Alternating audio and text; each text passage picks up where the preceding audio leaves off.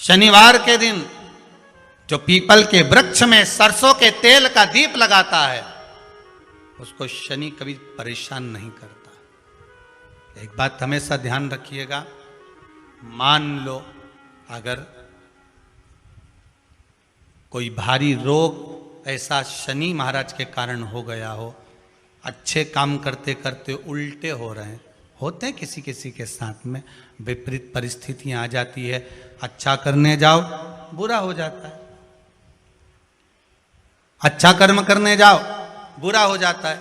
तो पीपल के वृक्ष की जो छाल होती है, छाल देखिए, पीपल के वृक्ष में जो छाल लगी होती है, उस छाल को घिसकर चंदन बनाकर भगवान शंकर का स्नान कराकर, अभिषेक कराकर, पूजन कराने के बाद में पिपलेश्वर महादेव का नाम लेकर, कौन से महादेव? पिपलेश्वर महादेव का नाम लेकर वो जो घिसी हुई छाल होती है उस छाल का तिलक भगवान शंकर को लगा लो और उसी का थोड़ा सा भाग अपने कंठ पर, मस्तक पर लगाना प्रारंभ कर दो। धीरे धीरे जो विपरीत दशा है वो सुधरना प्रारंभ हो जाती है। पर नाम याद रखना, पिपलेश्वर, जम के बोलिए, पिपलेश्वर महादेव भगवान शंकर का एक अवतार है, पिपलाद अवतार।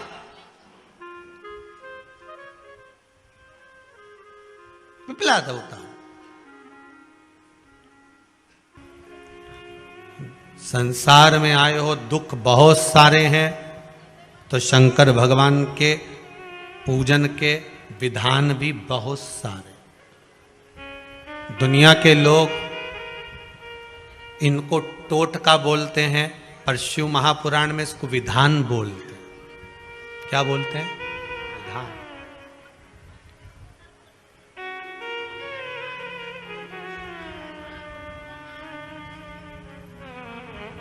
ये विधान है जो आपकी समय की अवस्था को, विधि को भी बदल सकता है। बस उसको समझने वाला चाहिए और सही मायने में उसको करने वाला चाहिए। दुनिया के लोग भले उसको टोटका बोलते हो कि गुरुजी तो दिन भर कथा में बैठे बैठे टोटके बताते रहते हैं, विद्या बताते रहते हैं। यहां कौन सी तंत्र विद्या बताई जा रही है? यहां कौन सा ऐसा बताया जा रहा है कि आपका लाखों रुपए खर्च हो रहा है? एक लोटा पानी में कौन सा लाख रुपया खर्च हो गया? शंकर जी के मंदिर का शिखर देखने में कौन सा खर्चा हो गया? पीपल के पत्ते पे शेष चढ़ाने से कौन सा खर्चा हो गया? बेलपत्री चढ़ाने से कौन सा खर्चा हो गया? शिव उपासना में कोई खर्चे का प्रमाण नहीं है। शिव उपासना में तो केवल तुम्हारी भक्ति का प्रमाण, केवल भक्ति, उसके सिवाय कुछ नहीं।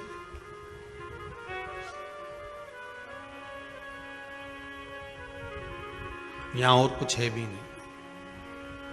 महाराज, कथा सुनकर जब आप यहां से जाएं, जितनी शांति से बैठ सकते हो, जितने आनंद से बैठ सकते हो, बैठकर जहां मौका मिल जाए, जहां जगह मिल जाए, जैसी जगह मिल जाए, जहां तक आवाज आ जाए वहां तक श्रवण कर लो।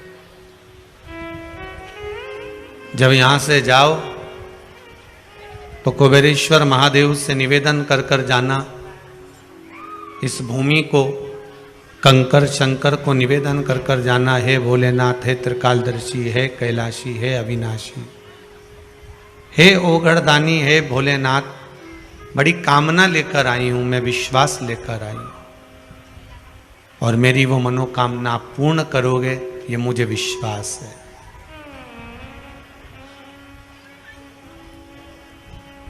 पकड़ लो हाथ गिरधारी, नहीं तो डूब जाएंगे। हमारा कुछ ना बिगड़ेगा, तुम्हारी शान जाएगी। दुनिया के लोग हमसे कुछ नहीं कहेंगे। दुनिया के लोग अगर कहेंगे तो वो आपसे ही कहेंगे कि शिव का इतना भगत थी, इतना उपासक थी, शंकर की भक्ति में इतना डूबा रहती थी और भगवान शंकर की भक्ति में डूबने के बाद भी इसका दुख नहीं कटा, इसकी समस्या नहीं मिटी। तो फिर कहूंगा संसार समस्या है,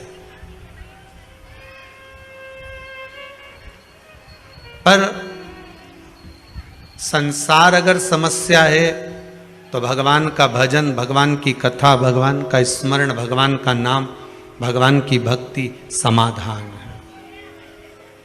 और उस समाधान को अगर हमने अपने भीतर उतार कर रखा है, भगवान ओघड़दानी के नाम को हमने अपने भीतर उतार कर रखा है, तो ये पक्का है कि या तो समस्या रहेगी या समाधान रहेगा। और समस्या टिक नहीं सकती समाधान के आगे, शिव नाम के आगे।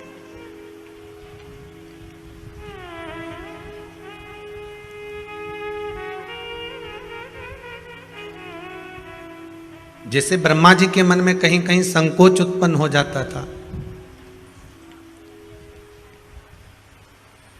ब्रह्मदेव के मन में जब सृष्टि की रचना करी गई, रचना के समय पर उन्होंने जो मनु और शत्रुपा का जन्म दिया, मनु और शत्रुपा के बाद में उत्तानपाद प्रियव्रत की कथा जो आई, उत्तानपाद की 2 धर्म पत्नियां सुनीति सुरुचि की कथा आई। और सुनीति और सुरुचि केवल उत्तानपाद की 2 पत्नियां शिव महापुराण की कथा कहती है, केवल उत्तानपाद की नहीं, हमारी भी 2 इच्छाएं, हमारी भी 2 आकांक्षा, हमारे भी 2 मन, हमारी भी 2 इच्छा, हमारे भी 2 मन है, हमारी भी 2 आकांक्षा। केवल उत्तानपाद की 2 पत्नियां नहीं है, हमारी भी 2 इच्छाएं। एक सुनीति है और एक रुचि। श्रीमद् भागवत कथा में भी वर्णन किया गया है, भागवत वक्ता कहते हैं कि एक सुरुचि है, एक सुनीति है।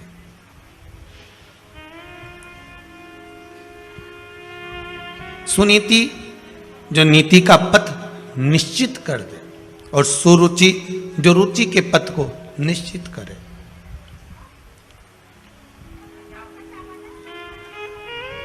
रुचि में आज की दुनिया चलती है, पर नीति में नहीं चलना चाहती। अगर किसी से कह दो कि आप नीति के पथ पर चलिए, आप नीति का मार्ग प्रशस्त कर कर चलिए, तो शायद जीवन सार्थक हो जाए। पर वो रुचि के पथ पर चलना चाहती।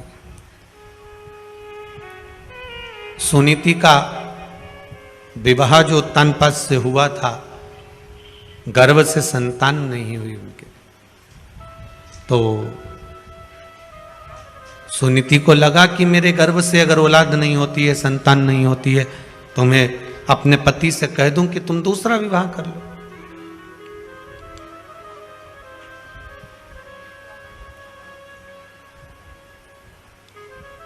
अगर परमात्मा ने संतान का सुख नहीं दिया, हाँ, शंकर भगवान की कृपा हो जाए और आपके घर में संतान हो जाए, ये शिव की कृपा है, ये उसकी उदारता है।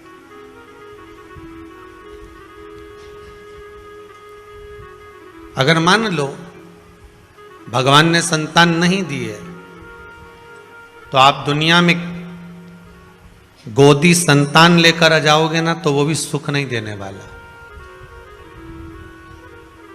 क्योंकि भगवान ने लिख दिया था कि तेरे ललाट में ये संतान का सुख नहीं है। श्रीमद् भागवत में वर्णन आता है,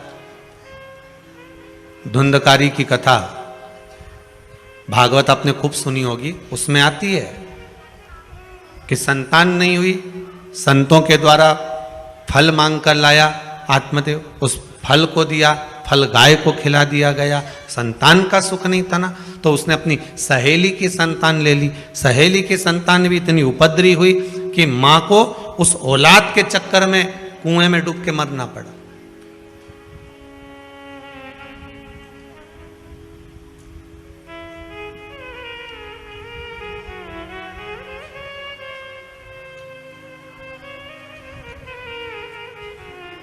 केवल संतान का सुख, कई माताएं आकर कहती, गुरुजी हमारी बहू के यहाँ छोरी है, भगवान से प्रार्थना करने आए, छोरा हो जाए।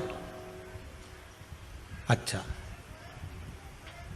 पर श्री शिव महापुराण की कथा तो कहती है कि बेटा 1 कुल को तारता है और बेटी 2 कुल को तारती है। और मान लो बेटा हो भी गया, आपने मांग कर, विनती कर कर मांग भी लिया और भगवान ने दे भी दिया, और वो बेटा अगर आपको सुख नहीं देगा तो आप क्या करोगे? फिर क्या करोगे?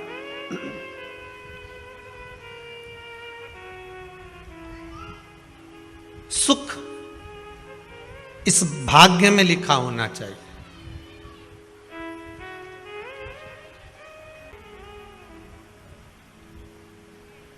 सुनीति और सुरुचि, अगर भगवान ने ललाट पर संतान का सुख लिखा है तो संतान सुख देगी।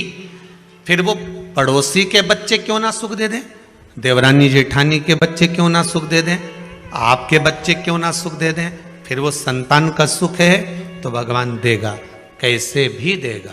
और अगर ललाट पर भाग्य में संतान का सुख नहीं है तो तुम चाहे किसी की भी औलाद को लेकर गोदी में बिठा लो, चाहे किसी का भी खर्चा उठा लो, जब भगवान ने तुम्हें अपनी निधि और वो सुख से वंचित क्यों रखा, संतान के सुख से वंचित क्यों रखा? जब सारी दुनिया को औलाद दी, सारी दुनिया को संतान दी, तो तेरी गोदी खाली क्यों रह गई? तो भगवान से कभी एकांत में पूछना कि मेरी गोदी क्यों खाली रखी। भगवान कह देगा इसलिए खाली रखी क्योंकि पूर्व में तो संतान के सुख में इतनी उलझ गई थी कि संतान ने तुझे ताने दिए, अपशब्द किए, तो उसी के मोह में पड़ गई थी। जैसे श्रीमद् भागवत में आता है जड़ भरत का चरित्र, भरत जी महाराज का चरित्र। भरत जी महाराज हिरण के उस मोह में इतने पड़ गए थे कि मरने के बाद हिरण की योनि प्राप्त कर ली थी। तो उस मोह में ना पड़ जाए। अब की बार तेरा मानव का जो शरीर है वो आखिरी मिला है, इसके बाद तेरा जन्म मनुष्य का नहीं होगा, इसलिए मैंने तुझसे संतान के सुख को खींच लिया है जिससे तू भगवान की भक्ति में डूब जा, शिव के स्मरण में डूब जा, राम नाम कृष्ण नाम में डूब जा। जितनी भगवान की भक्ति करेगी इसके बाद तेरा जन्म नहीं है, इसके बाद तो तू मेरी हो जाएगी, इसके बाद तू परमात्मा की हो जाएगी, फिर तेरा कोई जन्म नहीं है।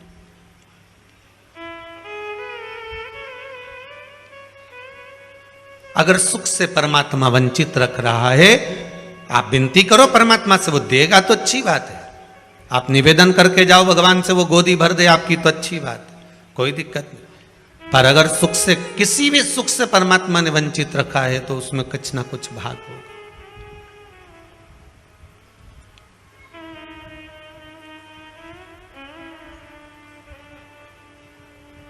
एक बेटी का संबंध हो गया था, कहीं शायद जबलपुर से आए थे वो लोग, बेटी का संबंध हो गया था और संबंध होने के बाद में टीका हो गया, सब कुछ हो गया, तिलक हो गया, गोद भरा गई, सारा काम हो गया, फोटो खिंच गए। उसके बाद मालूम पड़ा कि छोरा कहीं गलत संगत में पड़ा होगा, किसी की संगत में पड़ा होगा और वो संबंध टूट गया। शादी अभी नवंबर में थी उसकी माँ आई थी शायद, अब गई होगी है कि नहीं आप पता नहीं। तो आंखों से आंसू बह रहे थे, मेरी बेटी का संबंध टूट गया। लड़का ऐसा निकला, हमने कहा पूजन किसकी करती थी तुम्हारी बेटी? कहा देव अधिदेव महादेव की करती थी, शंकर जी की कृपा हुई थी। अच्छा, पर महादेव ने ऐसा कैसे कर दिया? मेरी बेटी सोमवार के व्रत भी कर रही है, फिर शिव जी ने ऐसा क्या कर दिया कि संबंध पक्का हुआ, लेन देन हो गया, संबंध पक्का हो गया, फोटो खींच गए, उसके बाद संबंध टूट गया। तो हमने कहा बस, अगर बाबा ने संबंध पक्का कराया और बाबा ने तोड़ा है तो बाबा को जो अच्छा लग रहा होगा, हो सकता है तुझे अब मालूम पड़ा कि ये लड़का किसी दूसरी लड़की से लगा है और ये शादी के बाद मालूम पड़ जाता, तब क्या कर लेती? बाबा ने पक्का कराया है ना, बाबा छुड़वा दे। और शादी की तारीख जो तेरी निकली हुई है फरवरी की, उसको निकली रहने दे, भेजेगा वही, वर भेजने का काम उसका है। अगर उसने तोड़ा है तो वही कुछ ना कुछ कर। इसमें एक पत्र है,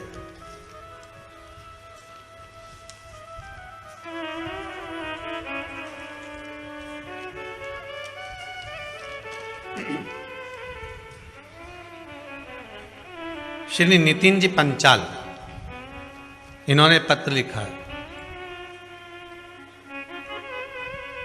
गुरुजी मुझे इंदौर के गवर्नमेंट कॉलेज में इंजीनियरिंग में एडमिशन लेना था। उसके लिए मैंने 2 बार काउंसलिंग के फॉर्म भी भरे, परंतु दोनों बार मुझे कोई गवर्नमेंट कॉलेज नहीं मिला।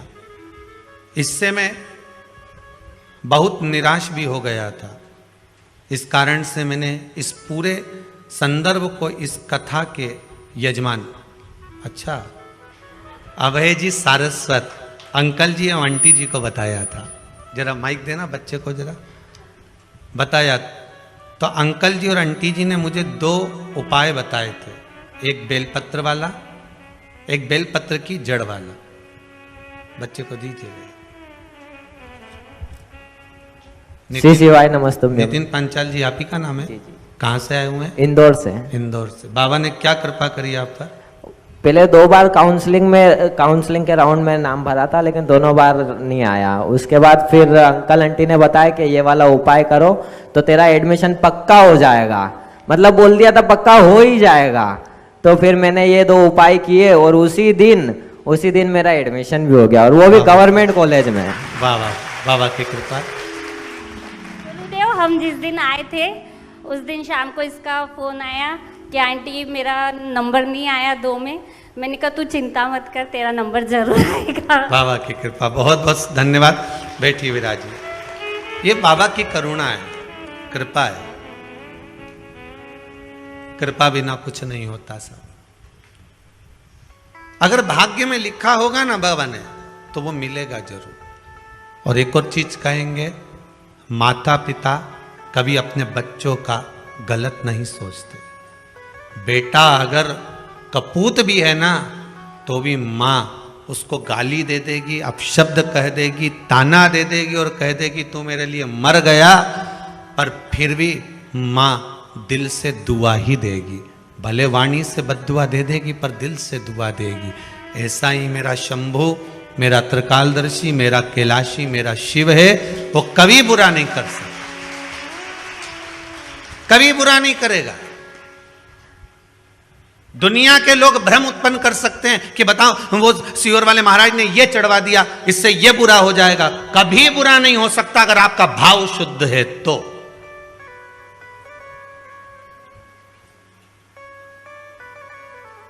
आज एक माताजी ने सुबह प्रश्न किया था, गुरुदेव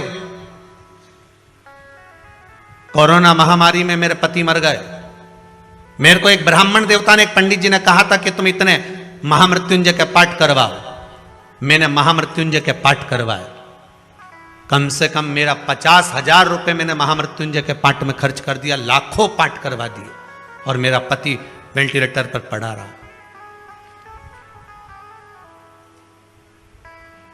मैंने ब्राह्मण देवता को, उन्होंने कहा अकाउंट में डलवाओ, मैंने अकाउंट में डलवाया। उनके पाठ चल रहे थे, उन्हें फोटो भी भेजे, संकल्प भी लिया।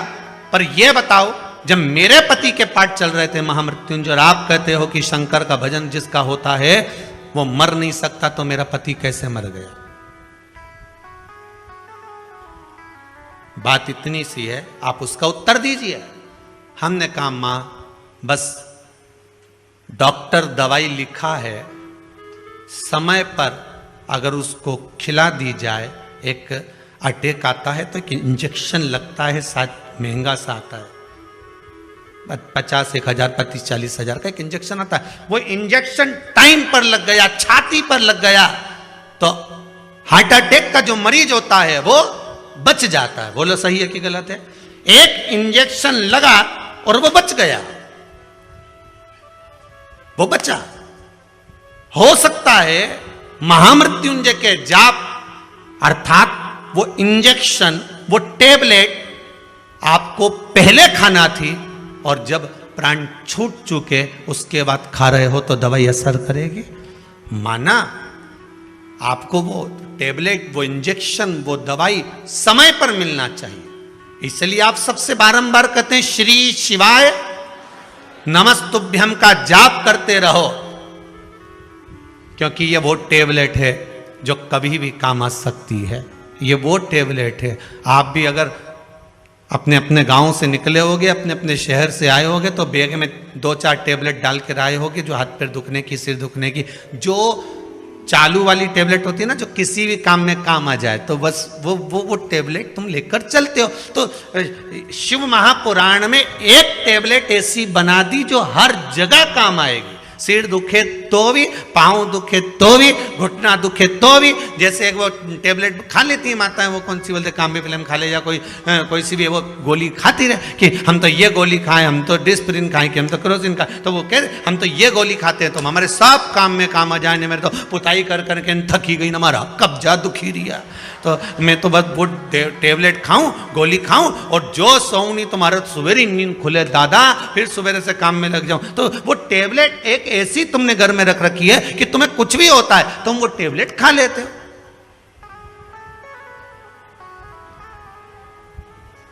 किसी किसी की बाम और विक्स की ऐसी आदत रहती है कि कुछ भी दुख है वो तो लगा लो, उसका दांत भी दुखिया नहीं, बाम निकाले, किसी किसी की आदत रहे बस बाम लगा। जब तक बाम नहीं लगाने, विक्स नहीं लगाने, रात की नींद नहीं आए, जब तक कि आंख में से आंसू आंसू नहीं झड़ी जाए। तो ये तो टैबलेट के ऊपर।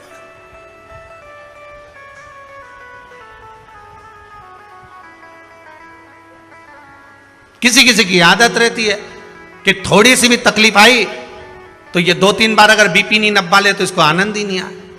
तो भाई नापो, मेरे को ऐसा लग रहा हमारे घबराहट हो रही है, सिर पे पसीना आ गया। अब सब लेवल में, तो फिर काय से हो रही है। फिर डॉक्टर साहब ने पूछा,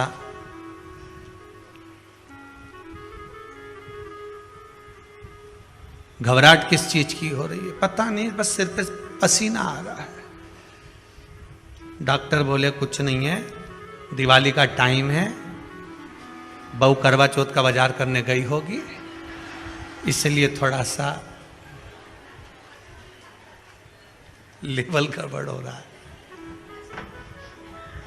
वाह, घर में धन का लेवल गड़बड़ हो और यहां तुम्हारा लेवल गड़बड़ हो रहा है। क्यों सोचा? एक टेबलेट ऐसी होती है जो कहीं पर भी काम आ जाती है। श्रीमद् भागवत में एक टेबलेट दी, 12 अक्षर मंत्र ओम नमो भगवते वासुदेवाय। रामचरितमानस में भी एक टेबलेट दे दी, राम। शिव महापुराण में एक टेबलेट दे दी, श्री शिवाय नमस्तुभ्यम। ये वो टेबलेट है जो हर जगह काम आ जाती है, हर जगह।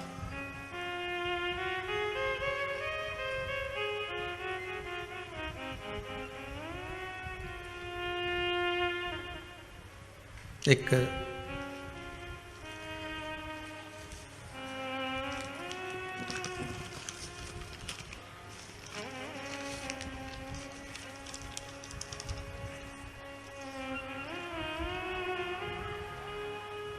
हैदराबाद से एक पत्र है, किसी ने भेजा।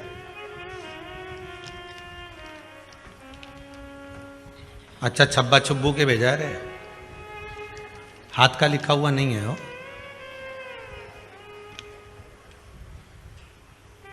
मैं विदित सांघी, 15 साल का हूं। मैं हैदराबाद तेलंगाना से हूं। मैंने पहली बार आपकी महापुराण पुरुषोत्तम मास में सुनी थी। मैं अपनी माँ से बहुत पहले से एकादशी करने की अनुमति मांग रहा था, पर माँ ने नहीं दी। पर आपके महापुराण सुनने के बाद मेरी माँ ने मुझे एकादशी करने की इजाज़त दे दी। मेरे बर्थडे पर भी मेरी एकादशी का व्रत पड़ा, तो मैंने व्रत रखा। पहले मेरा मन भगवान में बिल्कुल नहीं था। ये बच्चे ने लिखा है, पत्र यहीं रहेगा, आप बाद में भी पढ़ सकते हो। पर अब मेरा मन ऐसा हो गया है कि बिना भगवान के मेरा मन रहता नहीं है। कितने साल का बच्चा लिखा है इसमें? 15 साल का बच्चा लिखा है, हैदराबाद।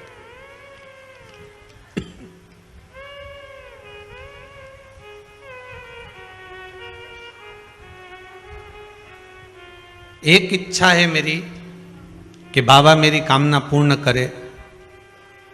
और कुबेरेश्वर धाम में आऊं और एक बार शिव महापुराण की कथा जरूर करवाऊं, अपने धन से करवाऊं। अब 15 साल का बेटा कह रहा है कि मैं अपने धन से शिव महापुराण की कथा करवाऊं। विदित सांघीन का नाम है, हैदराबाद से। अपने धन से, 15 वर्ष की आयु है। अगर बाबा की कृपा हुई, आपका पत्र यहां तक पहुंच चुका है, तो सांघी जी आप भी यहां तक पहुंच जाओगे, ये पक्का है। और आपकी भावना, आप अगर दिल से, हृदय से भगवान की भक्ति में लगे हो, तो ये विश्वास मानकर चलना कि भगवान आपकी कामना पूर्ण जरूर करेगा। बस हिम्मत मत हारना। दुनिया के लोग डराते जरूर हैं, जैसे ध्रुव जी को डराते थे, डराएंगे। आप भगवान को कैसे भी रिझा रहे हो, भगवान से भय मत खाना, अपने कर्म से भय खाना। फिर कहेंगे किसी से मत डरो, पर अपने कर्म से जरूर डरो, क्योंकि कर्म का भोग तो परमात्मा को भी भोगना पड़ता है। आपको किसी से डरने की जरूरत नहीं है, कर्म से डरने की जरूरत है। संसार सागर में आए हो, किसी धर्म की जगह पर जाना, मंदिर जाना, देवालय जाना, सत्संग में जाना, संकीर्तन में जाना, भजन में जाना, कथा में जाना, कीर्तन में जाना, पूजन में जाना, स्मरण में जाना, तीर्थ जाना, सारी दुनिया में पाप कर्म कर लोगे चल जाएगा, पर कहीं धर्म की जगह पर पाप कर्म मत करके आना, नहीं तो जिंदगी पूरी नरक में निकल जाएगी। और आज के जमाने में जितना भी पाप कर्म हो रहा है, वो धर्म की जगह पर ज्यादा हो रहा है।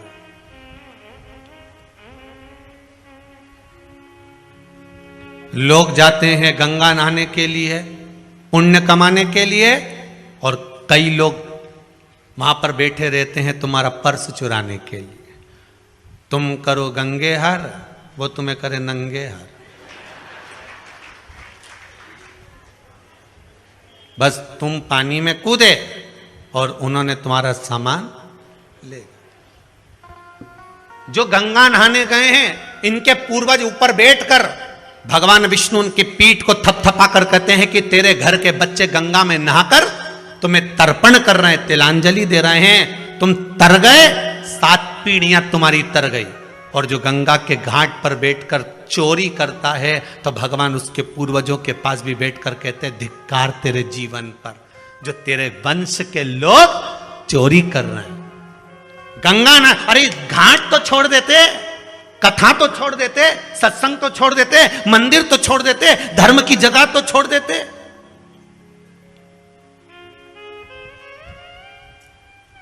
पुण्य की जगह तो छोड़ दो, पर नहीं। करो, तुम्हें भगवान ने अगर पाप कर्म करने के लिए बनाया है तो करो, पर निवेदन है कि धर्म की जगह पर, तीर्थ में, पूजन में, मंदिर में, देवालय में, स्मरण में, संकीर्तन में कहीं ऐसा कर्म ना हो जाए।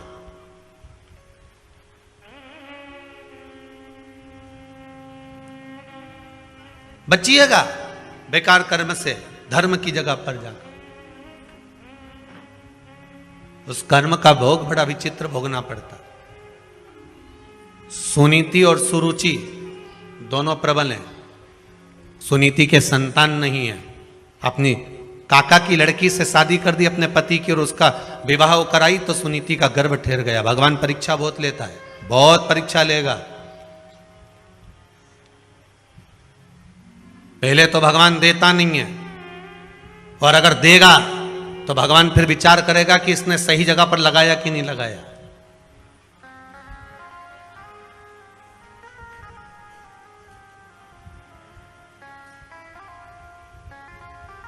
पहले तो देता नहीं है, और देता है तो ये विचार करता है कि ये सही जगह लगा रहा है, सत्कर्म कर रहा है, भजन कर रहा है, कीर्तन कर रहा है, नाम स्मरण कर रहा है, नाम जाप कर रहा है कि नहीं कर रहा। वो चित्त वृत्ति को लगाने का प्रयास करे।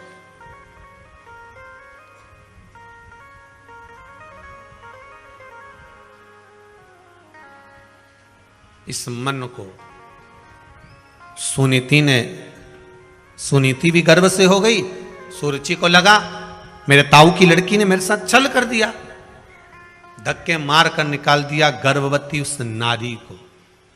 सुरुचि घर में है, उसका भी गर्व है, सुनीति वन में है, उसका भी गर्व है। समय आया, सुनीति का भी पुत्र हुआ ध्रुव और सुरुचि का भी पुत्र हुआ उत्तम।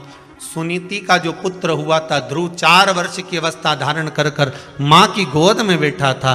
माँ की गोद में बैठा, एक दिन देवर्षि नारद ने उनको कह दिया, कहाँ जा रहे हो? कहाँ? मेरे पिता कौन है मुझे मालूम नहीं है। मेरे पिता?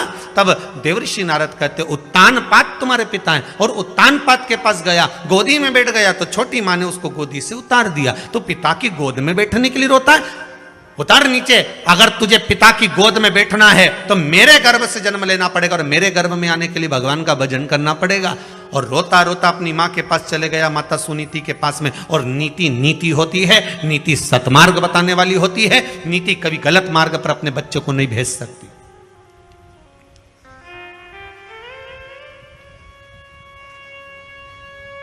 अगर आज के समय में आपके बच्चे गलत मार्ग पर चल रहे हैं तो उसमें पड़ोसी का कोई दोष नहीं है, दोष तुम्हारा है। भोजन कराते हो, बच्चे नहीं खाते तो मोबाइल पकड़ा देते हो। बोलो सही है कि गलत है? खाना नहीं खा रहे, दोच दोच के खवा रहे।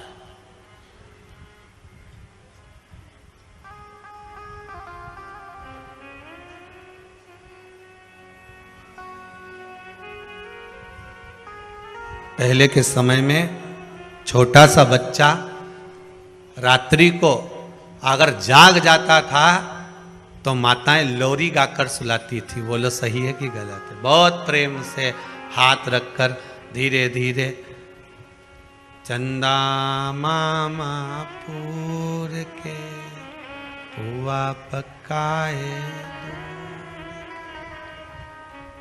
आप खाए,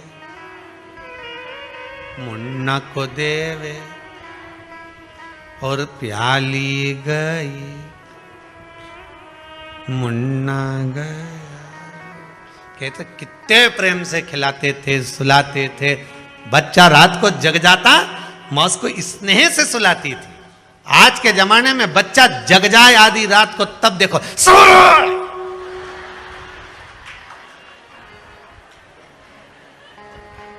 ऐसी चिल्लाए कि पड़ोसी जो सो रहा वो जाग जाए। उठ के बैठते से बोला, अरे ओ जगदम्बा तेरे हाथ जोड़ो, काय चिल्ला रही है? लो तुम चुप करा लो। ऐसी औलाद पैदा हुई है, सो जा। आधी रात को तांडव चल रहा है कि तू तो काली रे कल्याणी रे जित देखूं ते जोग माया।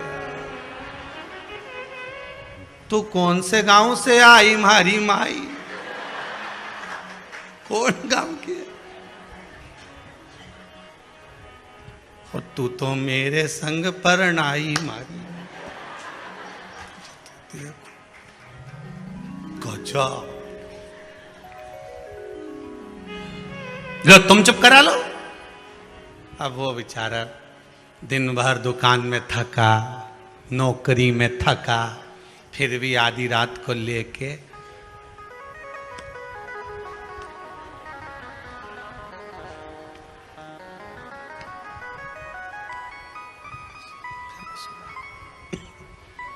मां को दया आ गई। कौन सी मां को? या जगदम्बा के नहीं, वो पावागढ़ वाली अंबा को, ओको दया है। बेटा ला मेरे को दे छोरा को, तू जा सो। दादी ने गोदी में लिया, ऐसी गोदी रखकर दादी पीछे तकिया लगाकर सो गई। गोदी में लाला को हिलाती रही, लाला सो गया। दादी, जहां प्रेम हो, करुणा हो, वात्सल्यता हो, स्नेह हो, वहां पर तो नींद आ ही जाती है। प्रेम।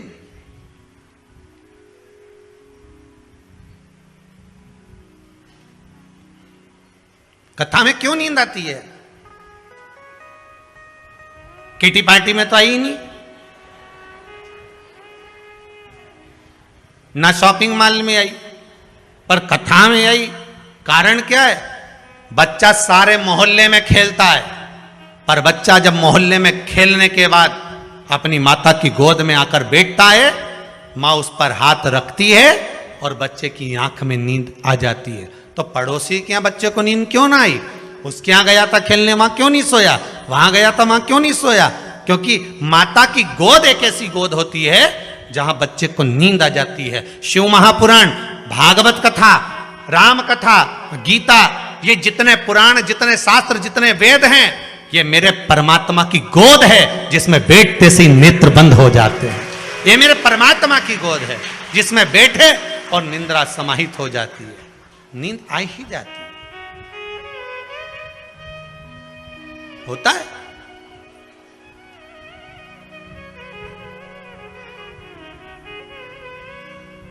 एक बार हरदा में कथा थी, लगभग 18 साल पहले की बात होगी, 18-19 साल पहले की।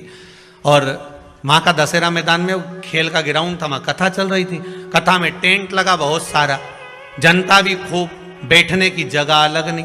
अब वो एक खंबे से टिक के एक अम्मा बैठ जाए काला चश्मा लगा के। अब काला चश्मा लगा के बैठ जाए और उसके पास एक भी नहीं बैठे। अब जब जगह की कमी तो सरस सरक के बैठ जाओ, पर उसके पास एक नहीं बैठे। अब बार बार वही ध्यान जाए कि जब जगह नहीं है तो वहां क्यों नहीं बैठ जाता। हमने 2-4 से कहा कि खसक जा, बैठ जा, तो वहीं से ही मुंडी हिला।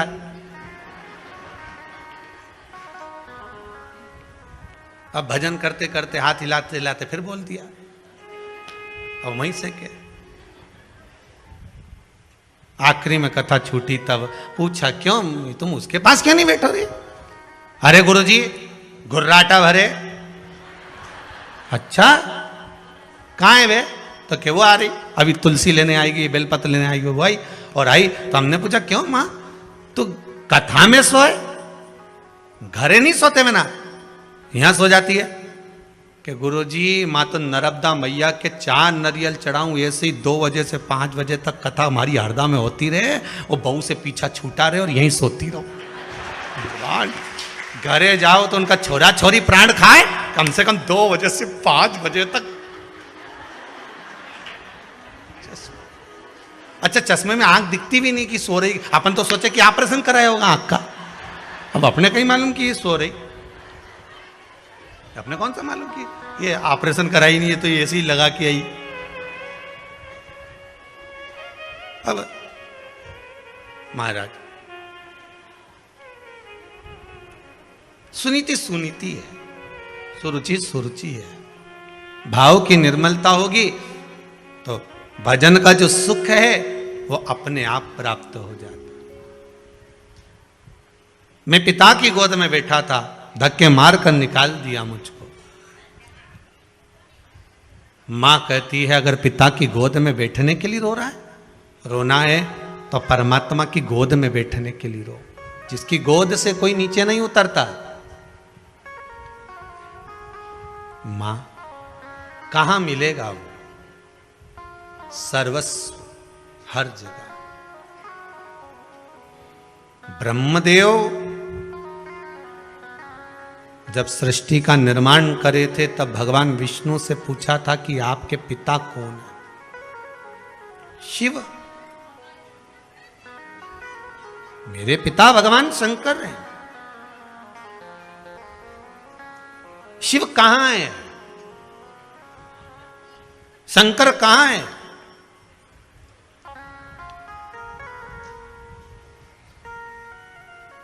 भगवान विष्णु ने कहा था ऐसा कोई कण नहीं जिसमें शिव नहीं।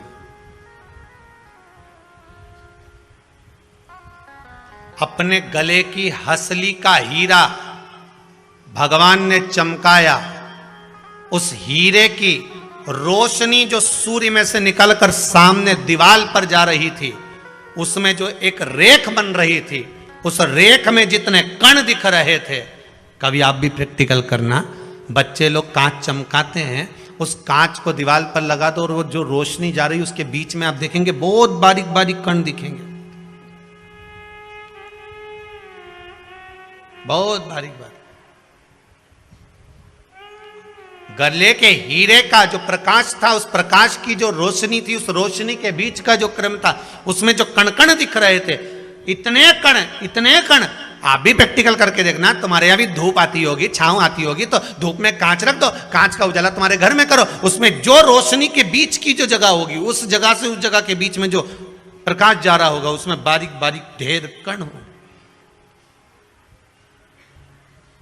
भगवान ब्रह्मदेव से कहते हैं यही कण, हर चप्पे चप्पे में, कण कण में शिव तो है,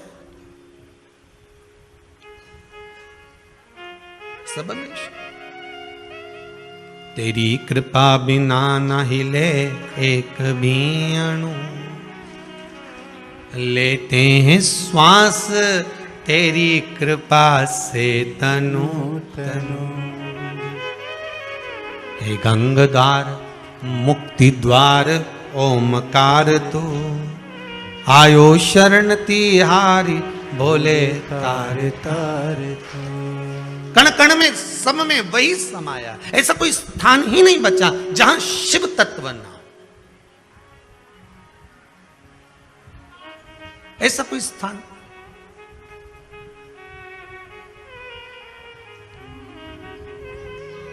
हर जगह पर वही। तेरी कृपा बिना न हिले एक भी अणु। प्रकाश में जो अणु दिख रहे हैं, छोटे छोटे कण दिख रहे हैं, शंकर ही हिला रहा। आपको और हमको चलाने वाला भी शिव ही तो है। कथा कहती है ओगढ़दानी त्रिकालदर्शी कैलाशी शिव का चरित्र कहता है। भगवान आनंद की राशि है। ध्रुव जी महाराज को माता ने ज्ञान उपदेश दिया और ज्ञान उपदेश देकर कहा, हे ध्रुव जी, अगर बैठना है तो परमात्मा की गोद में जाकर बैठ जाओ, जिसकी गोद से कोई नीचे नहीं उतरता। क्योंकि अगर संसार के लोगों की गोद में जाकर बैठोगे तो नीचे उतर जाना पड़ेगा, पर परमात्मा की गोद एक ऐसी गोद होती है जिसके गोद में जाकर अगर मनुष्य एक बार बैठ गया तो फिर जीवन भर नहीं उतरना,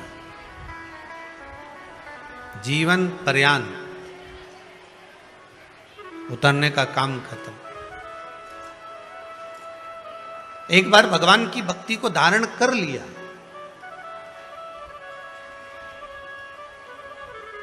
आपसे फिर निवेदन करेंगे, अगर शिव मंदिर में जाते हो, शंकर जी की आराधना करते हो, जो जल शिव जी को समर्पित करते हो, उसी जल में से थोड़ा सा आधी चम्मच जल अपने पात्र में वापिस लेकर आया करो। लाते हो? वापिस लाया करो, खाली पात्र वापिस नहीं लाना। जो भगवान को जल चढ़ाया है आपने, उस जल में से थोड़ा सा जल, 2 बूंद भी लेकर आओगे ना, और वो जल अपने घर में छींटो, प्रतिदिन छींटो। उसका क्या फल मिलता है ये आपको 3 महीने में मालूम पड़ जाएगा।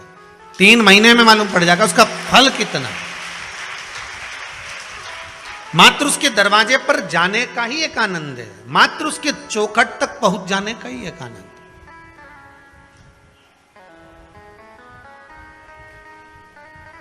एक माता जी लिख रही हैं पत्र के अंदर कि मेरे दामाद की नौकरी छूट गई थी। अब देखो पत्र ढूंढना पड़ेंगे, एक तो इतने सारे पत्र हैं। किसने लिखा वो खड़ी हो जाओ। ये मेरे दामाद की नौकरी छूट गई थी, तो किसने लिखा पत्र?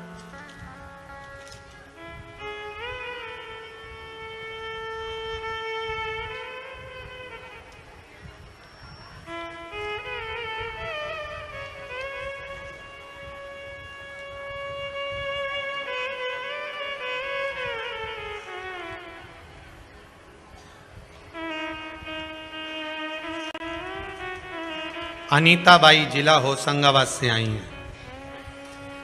कहाँ बैठी हैं? हाथ उठाओ जरा।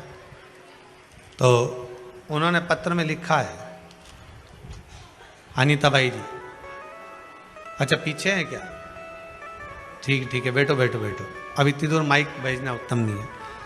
अनीता बाई जी ने लिखा है, गुरुजी मैं होशंगाबाद से आई हूँ, मेरा अनुभव आपको बता रही हूँ। मेरे दामाद 6 महीने से घर में बैठे थे, बहुत परेशान थे। मैं उनको बोल कर आई थी कि मैं कुबेरेश्वर धाम केवल आपकी नौकरी के लिए जा रही हूँ, और आज ही आई हूँ और बाबा ने ऐसी कृपा कर दी कि 2 जगह से नौकरी के लिए बुलावा आ गया है। बाबा की कृपा देखी।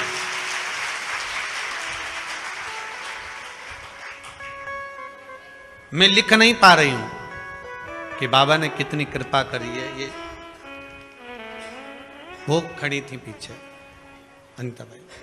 बाबा की कृपा कुछ, आपका विश्वास, बस आप थोड़ा सा भी जल अगर शंकर को समर्पित कर रहे हो,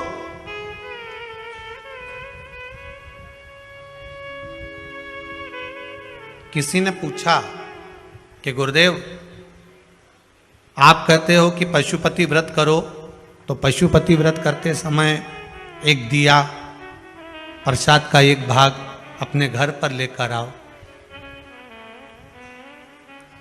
पर हम जहां पूजन करने जाते हैं वहां पंडित जी बोलते हैं कि आप तो सारा सामान यहीं भगवान के लिए दिया लाए हो, तो दिया भगवान को ही लगाओ। जो भाग लेकर आए हो वो भगवान को समर्पित करो।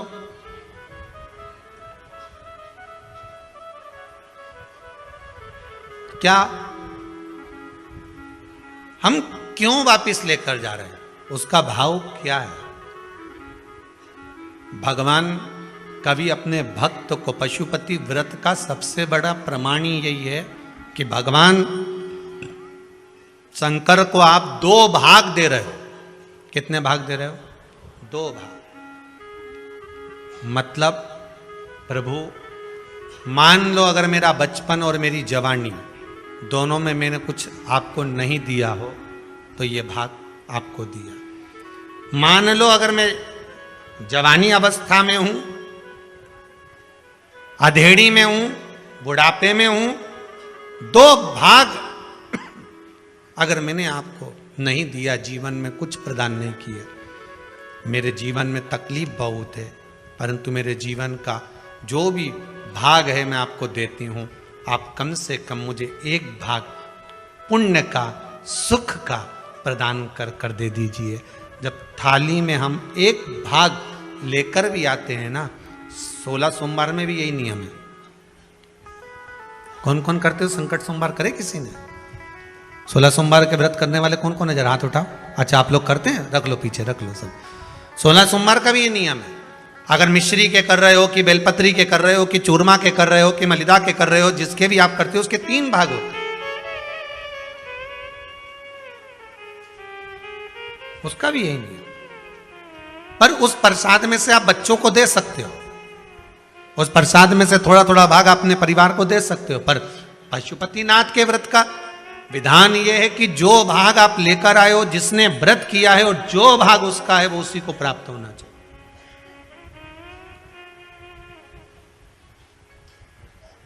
वो उसी को प्राप्त। अगर हम जल चढ़ाने शंकर जी को जा रहे हैं, उसमें से 2 बूंद जल, थोड़ा सा भाग हम वापिस लेकर आ रहे हैं, तो ये समझ कर चलिए कि हम भगवान के चरणामृत को, भगवान के चरणोदक को, भगवान की चरण की रज को, और जो शंकर भगवान के शिवलिंग पर, शिवलिंग तो शंकर हैं, जलाधारी पार्वती है, 2 भाग जो जा रहे हैं वो कार्तिकेय गणेश हैं, बीच में अशोक सुंदरी है, ऊपर से जो जल गिर रहा है जया विषहरा सामरी बारी दौतली देव, शिव जी की 5 बेटियां हैं, और जहां से जल बहकर जा रहा है वहां 33 कोटि देवताओं का भाग है। ऐसे जल को जब हम लेकर आते हैं तो उस जल से हमारा घर, मन, तन सब पवित्र हो जाता है, सब पवित्र। थोड़ा प्रयास करें। हम तो यहां तक कहेंगे अगर व्यापार भी नहीं चल रहा हो ना, तो थोड़ा सा 2-3 दिन करके देख लो। अभी तो दिवाली का टाइम भी है, आपको मालूम पड़ जाएगा। 2-4 दिन करने में आपका जाता क्या? शंकर जी के मंदिर से चरणों तक लेकर आए, जल चढ़ाया, लाए, देव दुकान पर ले जाओ, छीटो जरा दुकान पर, देखें जरा सीवर वाला महाराज बहुत बड़बड़ करे, जरा देखा तो ले जाओ जल।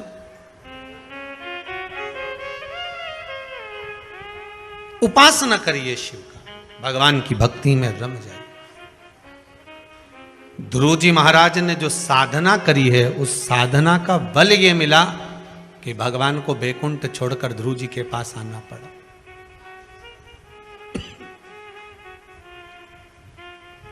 साधना का फल कभी खाली नहीं जाता।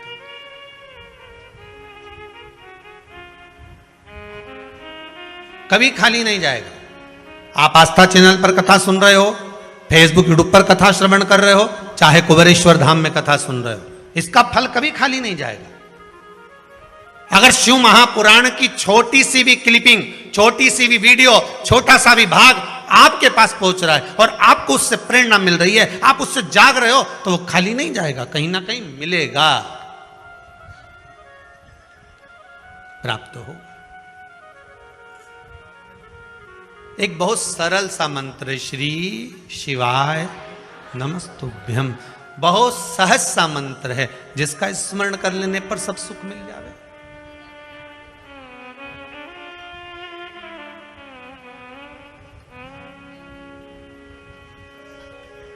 महाराज आपका स्मरण है, बस समय पर टेबलेट खाओगे, समय पर गोली खाओगे तो वो असर करेगी, नहीं तो नहीं करेगी। मर जाने के बाद किसी को गोली खिलाओगे तो वो असर करेगी क्या? अब तो निपट गए, पर जीते जी उसको उसका सराहना चाहिए, खिला दिया असर। ध्रुव जी महाराज ने जैसे साधा, ध्रुव जी ने शंकर भगवान को एक बात बहुत प्रिय है, शिव जी के दरवाजे पर जाओ तो एक बात जरूर कहो, भोलेनाथ मुझे मेरे भाग्य का देना, दूसरे के हिस्से का नहीं चाहिए। किसके भाग्य का चाहिए? मेरे भाग्य। आज के जमाने में दुनिया के लोग दूसरे का भाग्य देखकर चलते हैं। गुरुजी जरा पत्रिका देखकर बताना, मेरे भाग्य में मेरी बेटी के हाथ का धन है कि नहीं? गुरुजी जरा पत्रिका देखकर बताना, मेरे हाथ में मेरे बेटे का धन है कि नहीं? फिर गुरुजी भी ऐसे मिलते हैं, तेरे भाग्य में तो गज केसरी योग चल रहा है, जमीन में से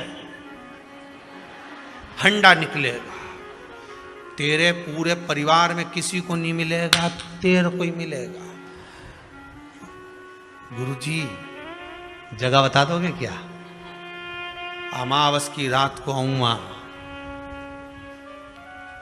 रामचरितमानस की जब शुरुआत होती है तो एक कपटी साधु, रामचरितमानस में पढ़ना, कपटी साधु, साधु का रूप रखकर, जो पहले हार चुका था सेना, वो कपटी रूप रखकर राजा से कहता है कि मैं तेरे आऊंगा और भोजन बनाऊंगा और तू ब्राह्मणों को बुला और भोजन करा। सुनी कि नहीं सुनी कथा? भोजन कराना। तब आकाशवाणी होती है कि ये तो कपटी साधु और तूने ब्राह्मणों को जो भोजन करा रहा उसमें मांस मिला। गलत है।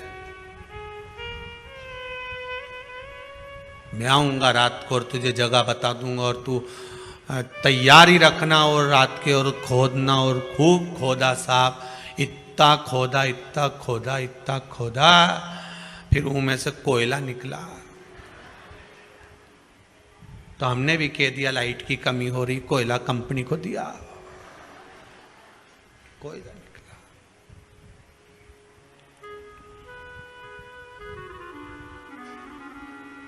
गुरुजी भी बोले निकलना था तो माल, पर कोयला हो गया। तो आप तो बोले तो मेरी भाग्य का है, तो खोदने वाला थोड़ी ना तेरा था, तो दूसरा था, बात खत्म। फिर निवेदन है भगवान से कहना, ऐसा गड़ा हुआ भी नहीं चाहिए। तुम में से किसी को चाहिए क्या? हमें गड़ा हुआ भी नहीं चाहिए, और ना हम ये आस लगा कर बैठे हैं कि मेरे बेटे की शादी होगी और बहू आएगी तो बहुत सारा भाग्य का लेकर आए। हमें उसके भाग्य का भी नहीं चाहिए, हमें छोरे के भी भाग्य का नहीं चाहिए, हमें ना बहन बेटी के भाग्य का चाहिए, हमें तो अपने भाग्य का दे। जो मेरी किस्मत का हो वो मेरे भाग्य का मुझे दे दे, बस बहुत है। अग्नि पुराण में लिखा है, ब्रह्मवर्ता पुराण में लिखा है और पद्म पुराण में लिखा है कि एक अकेले मनुष्य के भाग में कितना होता है, कितना लिखा होता है। भविष्य पुराण को उठाकर पढ़ लेना, उसमें भी मिल जाएगा। केवल एक मनुष्य के भाग में, अकेले के भाग्य में कितना होता है, कितना। तो ब्रह्मवर्ता पुराण कहती है 3.5 करोड़ रोम छिद्र मनुष्य के शरीर में होते हैं। अगर एक मनुष्य के मुख से 3.5 करोड़ बार जब भगवान का नाम, एक ही नाम 3.5 करोड़ बार निकल जाता है, तब उसके भाग्य में 3.5 करोड़ का ही धन उसके भाग्य में दे दिया जाता है। पर जपो तो, तुम तो जपो तो हो नहीं। और जपना क्या है? एक ही मंत्र। आपसे ये नहीं कह रहे हैं कि तुम 24 घंटा जपो 3.5 करोड़ कर लो, नहीं नहीं। हम तो क्या, चलते फिरते बोलो श्री शिवाय नमस्तुभ्यं, चलते फिरते जप लो। छोरा छोरी के पढ़ाओ तब जप लो, नी सुने तब जप लो, श्री शिवाय नमस्तुभ्यं ले। तुम अब जपो, तुम तो खाते पीते हंसते बोलते गाते जो करो, श्री शिवाय नमस्तुभ्यं या राम राम कृष्ण नाम जो तुम्हारी मर्जी पड़े वो जपो, पर 3.5 करोड़ बार तुम्हारे मुख से भगवान का नाम निकलना चाहिए। पहले भी कथा में कहा, माला माल बनने के लिए सबसे पहला शब्द है माला, फिर बनेगा माल। अर्थात माला जपोगे तब माल आएगा। तो माला माल ऐसे ही हो जाओगे, तुम्हें कुछ नहीं करना है। 3.5 करोड़ बार भगवान का नाम जप कर देखिए। हर व्यक्ति की किस्मत में धन होता है, पर मंथन करोगे तब तो निकलेगा। अकेला अकेला दूध की कीमत कितनी है? 40 रुपए लीटर। बोलो सही है कि गलत? 40 रुपए लीटर का दूध जब जमा दिया, दही बन गया तो 60 का हो गया। बोलो सही है कि गलत है? वही दही का जब मथनी से मथना चालू करा और मक्खन ऊपर आ गया तो कीमत हो गई 150 रुपया किलो। अब वही मक्खन को फिर अग्नि पे तपा दिया, तपाने के बाद घी बना लिया, कीमत हो गई 400 रुपए किलो। वही घी 400 का हो गया, इतना सा 40 रुपए लीटर का। बस मनुष्य भाई है ये तो क्या, हमारा तो कोई काम ही नहीं चले, हमारा तो धंधा ही नहीं चले। भगवान ने मेरी तो किस्मत फोड़ दी, मेरी तो किस्मत ऐसी लिखी, हमारी किस्मत में कुछ भी नहीं लिखा। मैं तो गणित दुखी, मेरी किस्मत में भगवान ने कुछ नहीं लिखा, भगवान ने कुछ नहीं लिखा। ब्रह्मवेत्ता पुराण कह रही है, भविष्य पुराण कह रही है, पद्म पुराण कह रही है, प्रत्येक मनुष्य के भाग्य में करोड़ों का धन लिखा होता है, पर मंथन करेगा तब प्रकट होगा। तो भगवान का नाम जप तो सरी, जपे कुछ नहीं, बस दुनिया के आगे जाके भगवान, दुनिया क्या, जितना तो दुनिया के सामने जाके बोले नहीं भगवान ने ऐसा, भगवान तो जप ले। आज से नियम बनाऊंगी मैं भी, और तुम्हें गिनने की जरूरत नहीं है। क्या नहीं करोगे तुम? गिनोगे नहीं, गिनती वो करे। सही है गलत है? गिनती वो करे।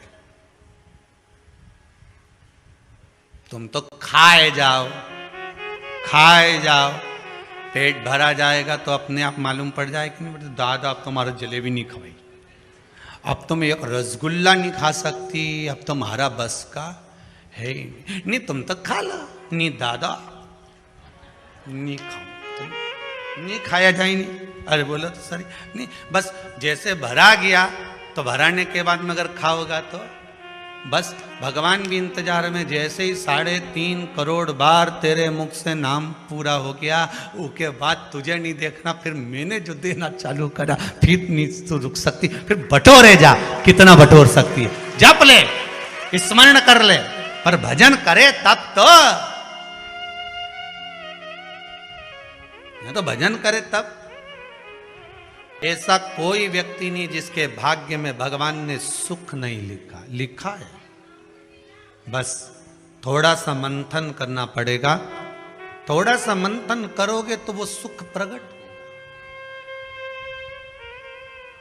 आपको थोड़ा सा मनन चिंतन करना पड़ेगा, थोड़ा मंथन करना पड़ेगा।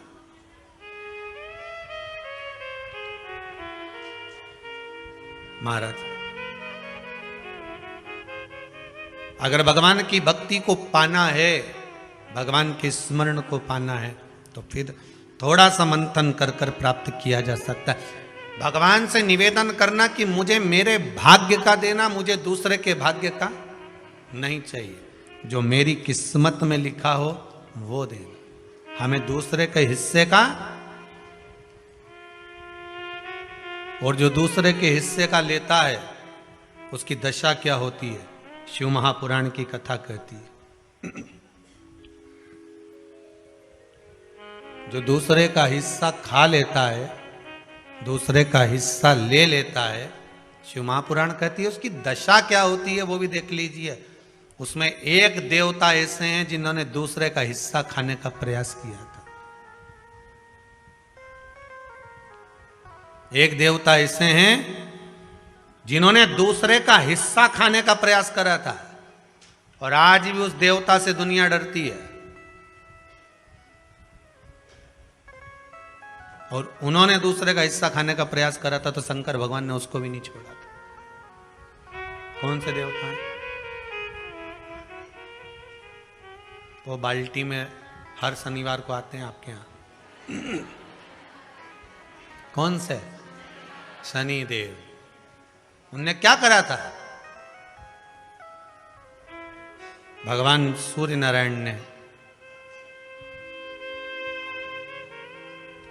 अपने सारे पुत्रों को देखा, सारे पुत्रों को, तो सारे पुत्रों को देखकर आज मेरे सूर्य नारायण भगवान बड़े सुखी हुए, बड़े प्रसन्न। मेरा पुत्र शनि भी श्रेष्ठ है, मेरा पुत्र यम भी श्रेष्ठ है, सब ठीक है। आज भगवान सूर्य देवता ने अपने पुत्रों को बुलाकर कहा, आज मेरा मन कर रहा है कि मैं सारे लोगों का राज्य अपने पुत्रों को बांट दूं, सबको अपना अपना हिस्सा दे दूं। और केवल ये सूर्य नारायण भगवान अकेले नहीं सोचे, प्रत्येक घर में रहने वाला बुजुर्ग, पिता, माता ये सोचती है कि मैं अपने जीते जी अपने बच्चों को हिस्सा दे दूं, क्योंकि उसको मालूम है अगर मेरे प्राण छूट गए, मेरे नेत्र बंद हो गए, उसके बाद में ना जाने क्या होगा, कौन किसको देगा, नहीं देगा, किसका भरोसा।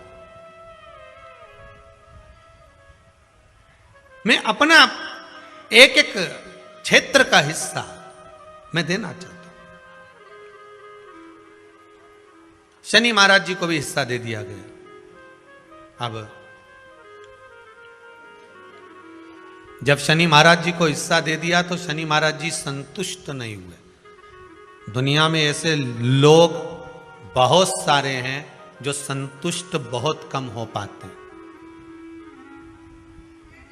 समय की परिभाषा है। हो सकता है कि घर में जब बड़ी बहू आई होगी तब घर की परिस्थिति इतनी नहीं रही होगी। बोलो सही है कि गलत है? हो सकता है बड़ी बहू के आने के समय पर इतनी परिस्थिति नहीं रही हो, इतना धन घर में नहीं रहा हो, तो बड़ी बहू को जो दिया चढ़ावे में हो सकता है कि कुछ 1 तोला, 2 तोला, 3 तोला दे दिया होगा, या थोड़ी साड़ियां, थोड़ा सा लहंगा हल्का दे दिया होगा।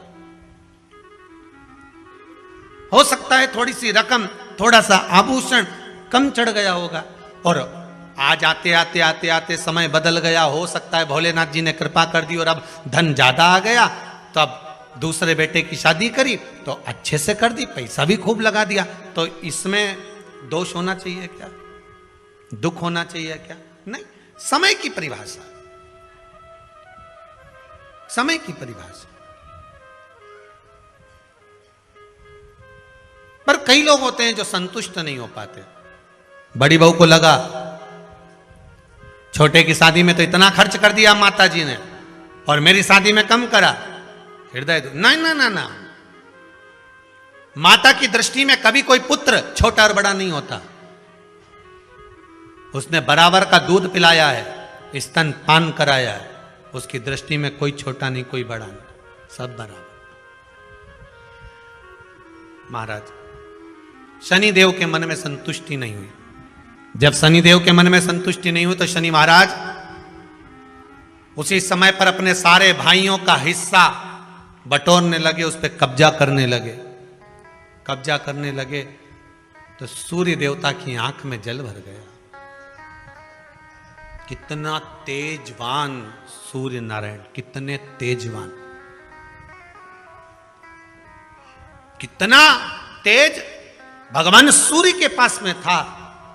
पर शनि महाराज को देखकर आज रो रहे हैं। शनि महाराज को देखकर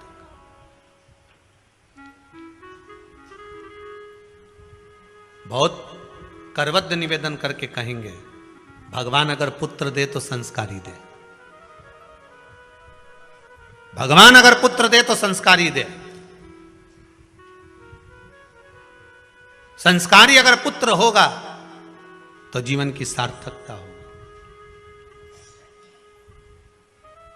अच्छे अच्छे सूरमाओं को भी अपने बेटों के कारण रोते हुए देखा है। अच्छे अच्छे सूरमाओं को भी जब बच्चे बड़े हो जाते हैं, घर में बहुएं आ जाती है, माता पिता की चलना बंद हो जाती है, बहू बेटों की चलना प्रारंभ हो जाती है।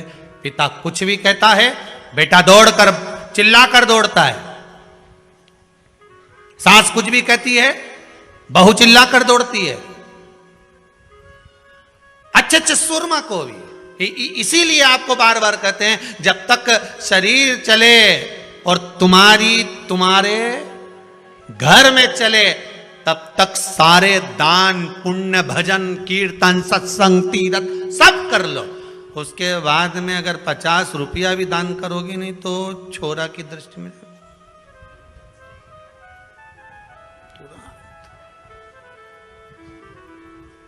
तुरंत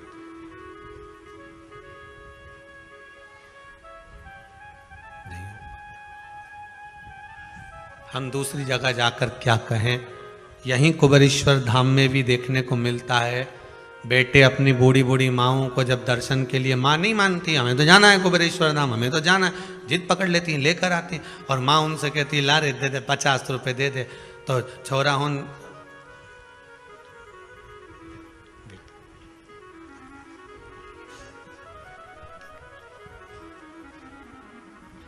फिर माँ धीरे 50।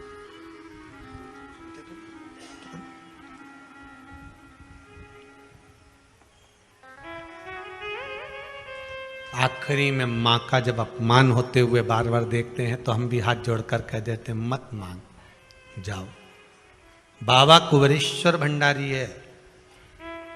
देना और नहीं देना तो आपके हाथ में है, पर मेरा बाबा कभी नहीं सोचता कि मुझे इसको देना है कि नहीं देना। यहाँ तो जिसका पांव आ गया, जो इस गेट से अंदर प्रवेश कर गया, कंकर के संकर से मिल गया, और जो दिल में लेकर आया है बाबा 3 महीने में तो वापिस बुला ही लेता है। यहाँ देना और लेना मूल नहीं है।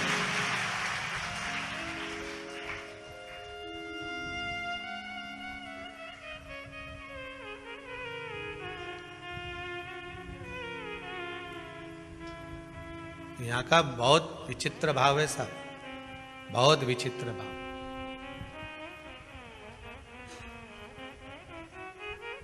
इस कुबेरेश्वर धाम से अगर कोई चप्पल भी बदल कर ले जाता है ना, तो वो चप्पल भी हिला के रख देती है, उसको रुला रुला देती है।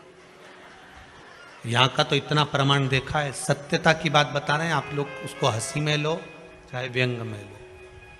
एक जरा सा किसी का सामान भी अगर यहाँ से चला जाता है, व्यक्ति ले गया, मन का धन कर लिया उसने, ले गया, कोई सामान ले गया, मान लो कोई तुम्हारी वस्तु ले गया, रह नहीं पाता, रोएगा, या तो फिर शरीर का कोई अंग अपने आप टूट जाता है, फिसल गया, गाड़ी से गिर गया, टूट गया, लगा जितने का सामान लेकर गया है उतना तुझे वहां लगाना पड़ेगा, हॉस्पिटल में लगा देगा। इस भूमि का प्रमाण देखा, इस भूमि का।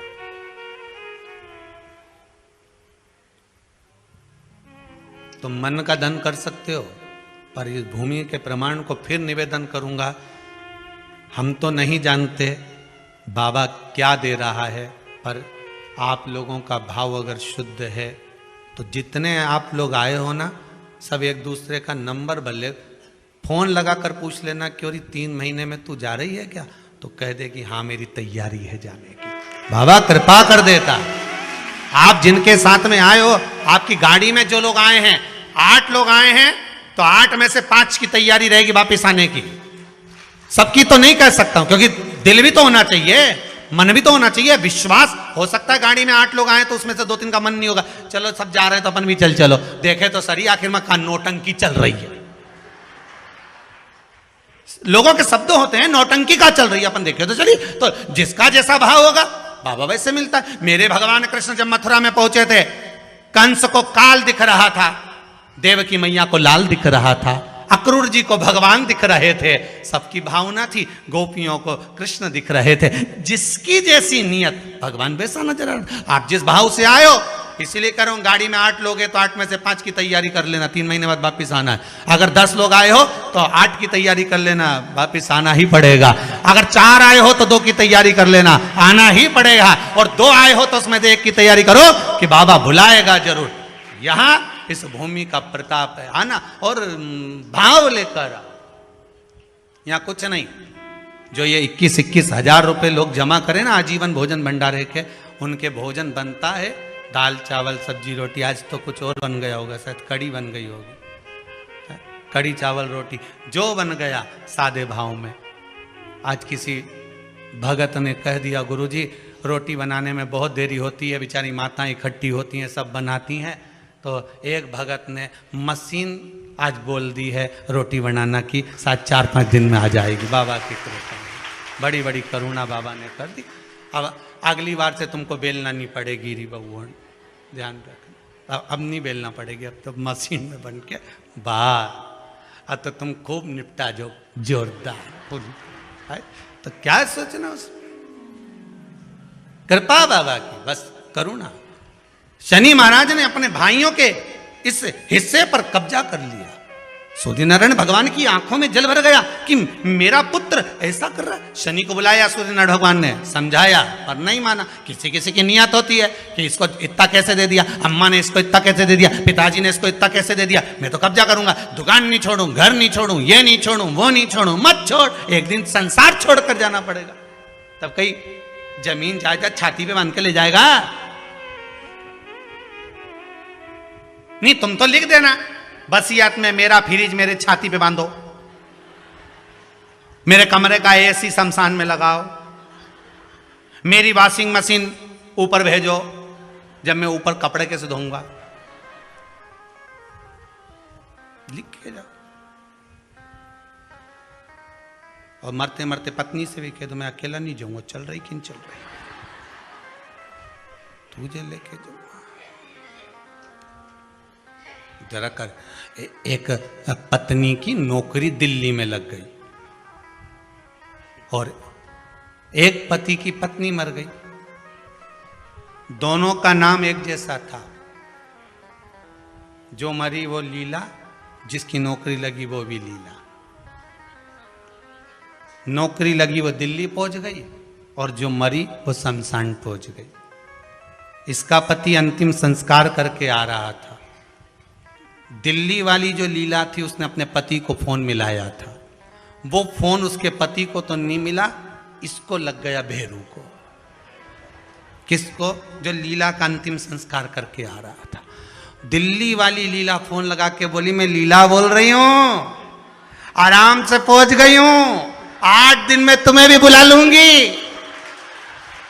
वो भेरू चक्कर खा के गिर गया। बताओ, उसको लोगों ने पानी का छींटा देके उठाया। वो क्या गया, अरे उठ, क्या हुआ? पत्नी का फोन आया था। क्या कह रही थी? मैं आराम से पहुंच गई हूं, 8 दिन में तुम्हें भी बुला लूंगी।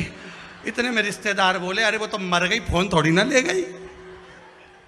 किसी ने दूसरे ने लगा दिया, वो तो दूसरे की लीला का फोन इसके पास पहुंच। अब सोचो, वो कह दे कि मैं तो जाऊंगा ना, तो यहाँ कौन सा छाती बांध कर जाना। भगवान सूर्य देवता ने शनि महाराज को समझाया, नहीं माने शनि देवता, मानने को ही तैयार है, मैं काहे को मानूं। नहीं माने तो सूर्य देवता ने अपने गणों को भेज दिया, जाओ जरा शनि महाराज को जरा हटाओ वहां से। शनि महाराज को गुस्सा आया और शनि महाराज ने उन सारे गणों को नष्ट कर दिया। अब एक बार अगर कब्जा हो जाए तो कोई छोड़े? बड़ी मुश्किल से छोड़े। वो तो अच्छा है शमशान में कोई कब्जा नहीं करे। हाँ, नहीं तो लिख जाए इतनी जगह में हमारा दादाजी मरा था, अच्छा कहीं का सूरमा कह दे। इतनी जगह में हमारा दादाजी मरा था, इतनी जगह में हम सब मरेंगे, बस ये जगह हमारी हो गई। कौन करे मां कब्जा? कब्जा कौन करे? शंकर भगवान ने इसीलिए तो ऐसी जगह घर बनाया कि जहां कोई कब्जा ही नहीं करे। और दूसरी जगह बना लेते तो लोग कब्जा कर लेते। वहां कैलाश तक पे तो छोड़ नहीं रहे। वहां भी होटल बनना चालू हो गई आसपास में। वहां नहीं छोड़ी, बहुत अच्छा है कहीं की होटल शमशान में नहीं बन रही। नहीं तो इनंग मुर्दा जलता देखो ना, इधर चाउमीन खा, जोरदार जोरदार। और जैसी हड्डियों जले तो चटक चटक करे, नहीं तुम पानी पतासा निपटा। तो अच्छा है कि वहां होटल नहीं बनी। तो इनका बस चले कहीं वह क्या बस चले। शनि महाराज ने सबको भस्म कर दिया, क्रोध आ गया। सूर्य देवता रो रहे हैं, सूर्य नारायण रो रहे हैं। भगवान शंकर की पंचायत में सूर्य देव भी हैं, मतलब शंकर भगवान के मित्रों की गणना में सूर्य आते हैं।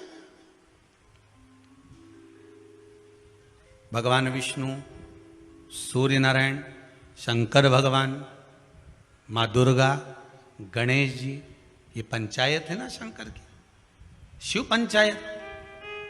शिव परिवार में कार्तिकेय, गणेश जी, पार्वती जी, शंकर जी, नंदी, ये शिव परिवार। पंचायत में सूर्य देवता आते हैं। सूर्य नारायण को रोता हुआ देखकर भगवान शंकर को बड़ा दुख है। शिव जी ने पूछ लिया, क्या बात है, आप रो रहे हो? नारायण क्या हो गया? मेरा बेटा मानने को तैयार नहीं है। आप चिंता मत करो, अभी देखता हूं मैं जाकर। और भगवान शंकर ने जाकर तुरंत सूर्य नारायण भगवान के कहने पर शनि देव को जाकर समझाया। इतने में तो शनि देव आग बबूला हो गए। आग बबूला होकर शनि देव ने कहा, ए शिव, आप मुझे जानते नहीं हो? शंकर भगवान ने कहा, क्या जानना है ये बताओ, क्या जानना है ये बताओ। शनि देव कहते हैं, आप मेरी दृष्टि को नहीं जानते। शंकर भगवान ने कहा, तू भी नहीं जानता कि तेरी दृष्टि खराब कैसे हुई? तेरी दृष्टि को श्राप किसका लगा है तुझे नहीं मालूम क्या? शंकर भगवान ने जब समझाना चालू करा कि देख शनि देव, तुम तो कह रहे हो, तुम तो बोल रहे हो कि मेरी दृष्टि नहीं जानते। हम जानते हैं आपकी दृष्टि, मना नहीं है, जाना, पर आप नहीं जानते क्या? शिव जी जानते हैं। शिव जी ने कहा, मैं सब जानता हूं। आपका विवाह करा सूर्य देवता ने, आपकी पत्नी घर में आ गई, आप अपनी पत्नी को देखते तक नहीं थे, इसलिए आपकी धर्म पत्नी ने आपको श्राप दिया कि जिस पति ने मुझ पर दृष्टि नहीं डाली, मेरे वो पति की दृष्टि कुदृष्टि हो जाए, जिस पे डालेगा वो बर्बाद हो जाएगा। शनि देव बोले, आप मेरी पत्नी की याद मत दिलाओ। अच्छे से अच्छा सूरमा अगर पार्टी में ज्यादा बड़बड़ कर रहा हो ना, तो उसकी धर्म पत्नी के लाके खड़ा कर दो, 2 मिनट में चुप हो जाएगा। 2 मिनट में चुप। जो ज्यादा बड़बड़ करे नहीं, गप्पे लगा रहा हो, दोस्तों के साथ बैठ के खूब ठिठोली कर रहा हो, इतनी देर में जगदम्बा के लाके खड़ी कर दो बस। फिर तो उसका तिरछा नेत्र और कत्थई और नीले कलर की एक बार, और चमकदार साड़ी ने पल्लू में पिन, और एक बार यूं घूम के देख ली नहीं, उतनी देर में तो बापड़ा उठ के चल देगा, मैं भी आया पानी पी के, अभी गया पानी पी के आया, उतनी देर में कहीं रुके। शनि महाराज ने कहा, आप मेरी पत्नी की याद मत दिलाओ। शंकर भगवान बोले, ए शनि, फिर समझा रहा हूं, हिस्सा छोड़ेगा कि नहीं छोड़ेगा? शनि बोले, नहीं छोड़ूंगा। शंकर भगवान ने उठाया, पीपल के पेड़ के नीचे ले गए, और पीपल के पेड़ के नीचे शनि महाराज को उल्टा लटका दिया। 19 साल तक शनि महाराज को पीपल के पेड़ के नीचे शंकर जी ने लटका के रखा। अब बोल, तो किसी ने कहा गुरुजी ये शनि महाराज उल्टे लटके थे पीपल के पेड़ के नीचे 19 साल तक, तो ये लटके रहे, खुलते नहीं बना। शंकर भगवान भी बाप से भी बड़े बाप थे, अकेले थोड़ी ना बैठे थे। शनि महाराज की पत्नी को मैं बिठा के रखा था, लटके अब उतर नीचे।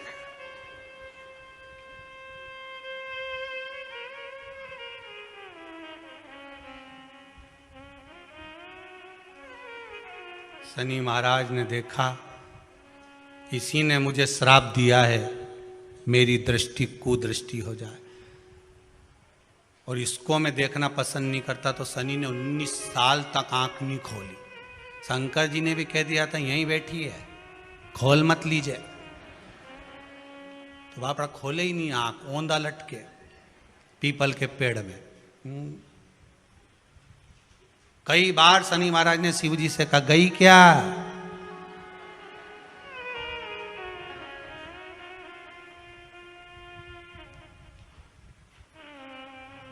शनि महाराज बोले अब नहीं करूंगा, ये तो भगा दो। शिव जी बोले नहीं, अभी नहीं गई, यहीं बैठी। 19 वर्ष तक शनि महाराज पीपल के वृक्ष में पीपल की जड़ पर बंधे रहे, खोला ही नहीं शिव जी ने, टंगे रहे। अब दूसरे का हिस्सा खाने वाले को जब शनि महाराज जैसे के लटका दिया भोलानाथ ने, तो तुम कहीं लगो रे लाइन में? जरा विचार तो करो। तुम तो तुरंत, कई लोगों की आदत होती है, एक माता जी की चप्पल कहीं खो गई तो बड़ी दुखी। उसकी सहेली ने कहा कहां जा रही है? मंदिर में जा रही हूं भगवान के। क्यों? भगवान के मंदिर आई थी, मेरी चप्पल कोई ले गया। भगवान से क्यों? मेरी चप्पल दिलाओ। गुस्से में अंदर गई और जो भगवान के मंदिर में पहुंची, पहुंच के वापिस बाहर आ गई। क्यों? तू तो इतनी शेरनी बन के गई थी, तो क्यों नहीं बोल के आई? कि भगवान से क्या बोलो, उनकी तो खुद चप्पल नहीं कोई चुरा के ले गया, वो तो खुद नंगे पैर खड़े, उनके पास तो खुद चप्पल नहीं। अब बोले सो क्या? उल्टे लटके हैं शनि महाराज, उल्टे। 19 वर्ष तक शनि महाराज लटके रहे। तब 19 वर्ष नेत्र बंद कर कर शनि महाराज ने शंकर की आराधना करी कि दुनिया में कोई ऐसा नहीं जो मुझे उल्टा लटका दे, केवल एक यही है जिनने मुझे लटकाया है। तो 19 वर्ष तक तप करा तो शंकर जी प्रसन्न हो गए। धर्म पत्नी को हटाकर पार्वती को लाए, साथ में आशीर्वाद दिया, शनि महाराज को खोला। वर मांगो, तुम्हें क्या चाहिए? मांगो तुम्हें क्या चाहिए? शनि महाराज ने कहा मांगूंगा कुछ नहीं, आप वर दे दीजिए। शंकर जी ने कहा मैं तुम्हें दंड अधिकारी बनाता हूं कि आप अच्छे और बुरे का दंड दोगे, आप अधिकारी बनकर बैठोगे, मेरा आशीर्वाद तुम्हारे साथ में है। दंड अधिकारी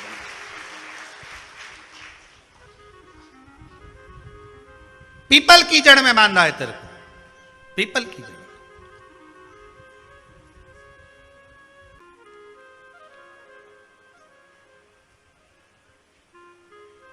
जब दधीचि ऋषि की अस्थियां चली गई, उनकी धर्मपत्नी सुवाच ने देखा मेरे पति को मार दिया गया, मेरे पति की अस्थियां ले गए राक्षसों का संहार करने के लिए, उनकी अस्थियां लेकर चले गए, मेरा पति चले गया। सुवाच गर्व से थी, मरना चाहती थी, प्राण छोड़ना चाहती थी। शिव जी ने देखा ये तो अग्नि के ऊपर चढ़कर अपनी देह त्याग रही है। शंकर भगवान ने आकर कहा रुक जा सुवाच, रुको, तुम्हारे गर्भ में बच्चा है, तुम्हारे गर्भ में बच्चा है, वो बच्चा मर जाएगा।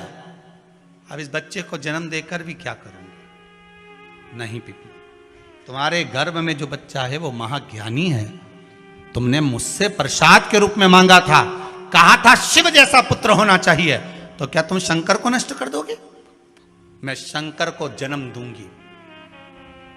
सुवाच ने 2 पत्थर उठाए अपने गर्भ पर मारना प्रारंभ करा। गर्भ पर मारा, बच्चे ने जन्म लिया।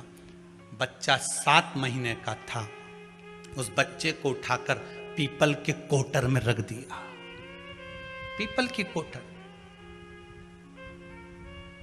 एक गिलहरी पीपल के फल को लेकर आती थी, पिपलाद के मुंह में देती थी। शिव का एक अवतार, इसलिए शंकर का नाम ही पिपलेश्वर महादेव। शिव का एक अवतार पिपलाद के रूप में हुआ है। तुम क्यों चिंता करती हो? तुम चिंता मत करो, तुम्हारा पुत्र जन्म दो तुम। और दिया धन सुभाष ने, उसके बाद प्राणों को त्यागा। और उस पीपल के कोटर में अगर भरण पोषण करने वाला कोई था तो वह देवाधिदेव महादेव था। फिर निवेदन करेंगे, माता के गर्भ में बच्चा रहता है, उसका भरण पोषण करने वाला मेरा देवाधिदेव महादेव है।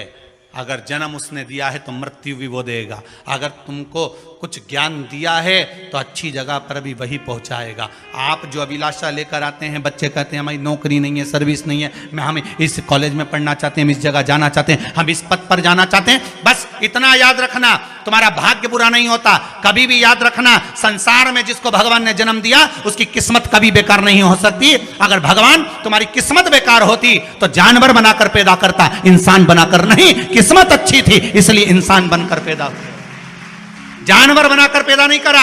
अगर तुम्हारी किस्मत अच्छी थी इसलिए मनुष्य बनकर पैदा हुए हो, इंसान बनकर पैदा हुए हो, मानव बनकर पैदा हुए हो।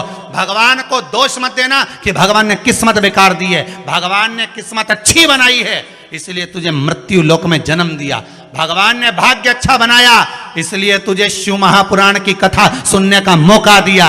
नहीं तो भाग्य में नहीं होती तो कहां से मिल जाती? किस्मत अच्छी है तो भगवान फिर नौकरी भी लगाएगा, धंधा भी करवाएगा, सर्विस भी कराएगा, विवाह भी करेगा, शादी भी करेगा, मकान भी बनाएगा, जायदाद भी देगा, संतान भी देगा। उसने दिया है पेट तो भरेगा वही। हम काय को अपने माथे पर ले? मैंने इतनी पढ़ाई कर ली, मैं इंजीनियर हो गया, मैं ये बन गया, मैंने तो ये कर लिया, उसके बाद भी मैं घर में बैठा हूं, मेरा छोरा घर में बैठा, इतना पढ़ने के बाद बैठा। जन्म उसने दिया है, भाग्य उसका है, किस्मत उसकी है, तो कहो उसको कि शंकर का भजन कर, मंथन करे, मक्खन निकलेगा और घी भी जरूर बनेगा। हारना मती। जब तेरे 3.5 करोड़ बार, गिनती मत करना, गिनती वो करेगा। तू तो भज, तू कुबेरेश्वर का स्मरण कर, तू महाकाल का स्मरण कर, तू काशी विश्वनाथ का स्मरण कर, तू महाकाल राजा का स्मरण करके तो देख। शिव का भजन कर, 1 लोटा पानी ले जाकर रोज चढ़ा शंकर जी के मंदिर में जा। शिव से भजन करने में क्या देरी? नहीं जा सकता शिव मंदिर में जाने में? बच्चों को अगर शर्म आती हो तो बेलपत्री के पेड़ के नीचे पानी चढ़ाया, वो भी नहीं कर सकता तो पीपल के पेड़ के नीचे चढ़ाया, वो भी नहीं कर सकता तो आंवले के पेड़ के नीचे चढ़ाया। पर कहीं जुड़ तो सरी, एक बार साध तो सरी, पकड़ने का प्रयास तो करो परमात्मा को। तुम भगवान को एक बार पकड़ लो फिर परमात्मा नहीं छोड़ता। पूतना ने एक बार गोदी में लेके दूध पिलाया था, बाद में पूतना कह रही थी छोड़ दे छोड़ दे छोड़ दे, आकाश में उड़ गई, छोड़ दे छोड़ दे। भगवान के आई काय को मौसी, काय को आई, और आई है तो दूध पिलाया है तो फर्ज तो अदा करूंगा, ऐसे थोड़ी नहीं छोड़ दूंगा। तुम भगवान को 1 लोटा पानी चढ़ा दोगे, भगवान को दूध चढ़ा दोगे तो भगवान ऐसे ही छोड़ देगा क्या? पकड़ लेगा, छोड़ेगा ही नहीं। फिर तुम कहोगे भगवान छोड़ दे, भगवान छोड़ दे।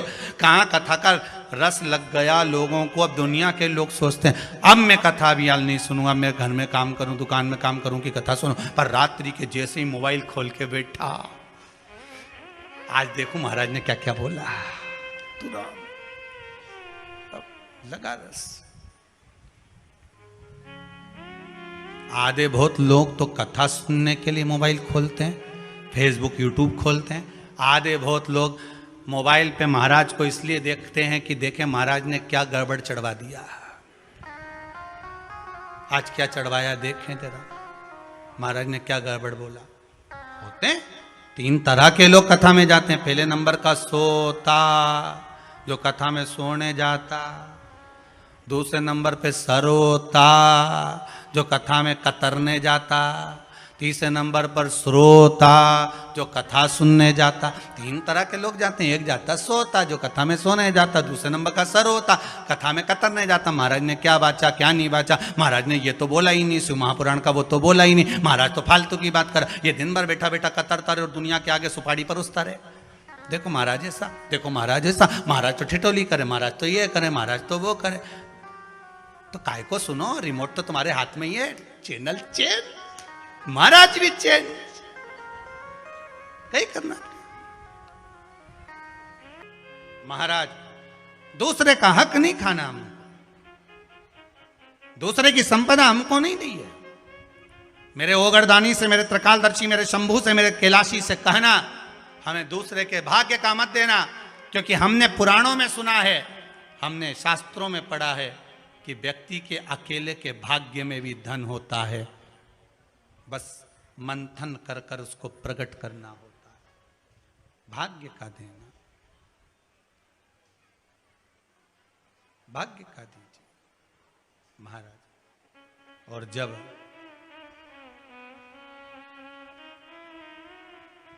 बस बाबा जब दे दे भाव से, भाग्य।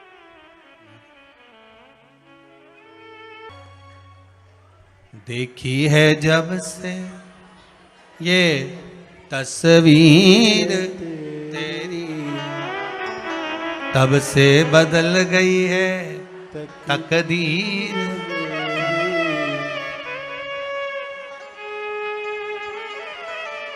ओ डमरू वाले रे, ओ सीहोर वाले रे,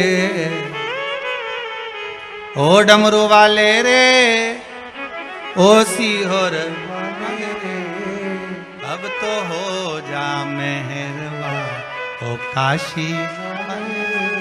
हे बाबा करुणा सागर, कृपा सागर, दया सागर, करुणा करने वाले, हे भोलेनाथ विश्वनाथ, कृपा करिए। बाबा शनि देव को छुड़ा दिए, उनको दंड अधिकारी बना दिया। भगवान शिव की कथा कहती है, भगवान शंकर और पार्वती मंगल आनंद सुख भोगने वाले थे। यही शनि महाराज ने निवेदन करा था कि एक बार आपके मंगल विवाह का स्वरूप का दर्शन करूं, तब शिव और पार्वती के मंगल विवाह का दर्शन होता है। सुंदर भगवान शंकर और पार्वती का मंगल विवाह का दर्शन हो रहा है भाव भक्ति के साथ। शिव आनंद में दूल्हा बने हैं, पार्वती मैया दुल्हन बनी है। भाव भक्ति से भगवान शंकर और पार्वती पधार रहे हैं। जोरदार ताली बजाकर स्वागत करें भगवान शिव और पार्वती का।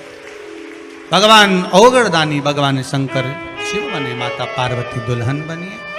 बोल काशी विश्वनाथ भगवान की जय। माता पार्वती भगवान शंकर के गले में सुंदर जयमाला देंगी, शंकर भगवान पार्वती मैया के गले में जयमाला देंगे। भाव से दर्शन करेंगे। माँ पार्वती शिव जी के गले में जयमाला दे रही हैं। जोरदार ताली बजाकर स्वागत करिए।